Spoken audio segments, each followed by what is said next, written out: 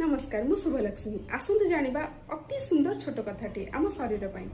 आपण मैंने प्रतिदिन खाद्य तो खाऊं खाद्य आपण को पोषण मिलूँ तो न्यूट्रिशन मिलूँ तो खाद्य और पोषण शुणा एकापरी किंतु यार काम दुई प्रकार रोल दुई प्रकार खाद्य माने फूड जहाँ आम खाई था भात डाली शाक सब्जी अंडा क्षीर बरा सिंगड़ा ये सब खाद्य खाद्य आमको खाद्य आम भोक बढ़ाई थाए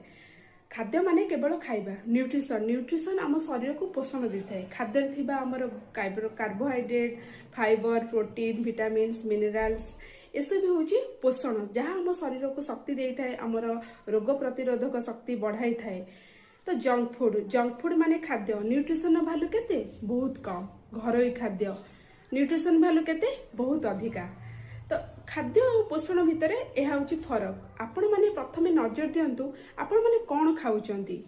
आपण थाली पोषणयुक्त खाद्य अच्छी तो जदि ना आज आड करंतु।